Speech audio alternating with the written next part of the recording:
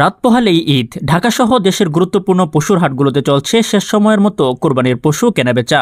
তবে সবচেয়ে উল্লেখযোগ্য বিষয় হলো এবারের পশুর দাম অনেকটাই স্বাভাবিক থাকায় ক্রেতাদের মধ্যে এক ধরনের স্বস্তি লক্ষ্য করা গেছে। গাবতলী, আমিনবাজার, বছিলা ও বালুরমাঠ সহ রাজধানীর প্রধান হাটগুলোতে ক্রেতাদের ভিড় লক্ষ্য করা গেছে। মিরপুর থেকে গাবতলীতে গরু কিনতে আসা এক ক্রেতা জানান, আমরা ধারণা করেছিলাম এবারও সবকিছুর দাম বেশি থাকবে, কিন্তু হাটে এসে দেখি দাম অনেকটাই সহনীয়। বিক্রেতারা জানাচ্ছেন, গত বছরের তুলনায় এবার গরুর যোগান বেশি। অনেক খামারি আগেভাগেই বাজার ধরতে চেয়েছেন, ফলে প্রতিযোগিতা বেড়েছে, দাম সহনশীলতার পর্যায়ে রয়েছে। চট্টগ্রামের কর্ণফুলী হাটে গরু বেশি থাকায় দাম তুলনামূলকভাবে নিচে।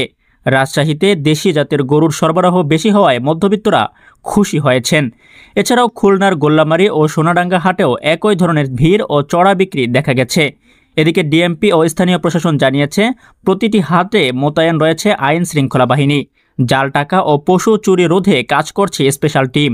সিটি কর্পোরেশনগুলো হাটে পানি, আলো ও বর্জ্য ব্যবস্থাপনার জন্য বিশেষ টিম রেখেছে এবারের হাটে।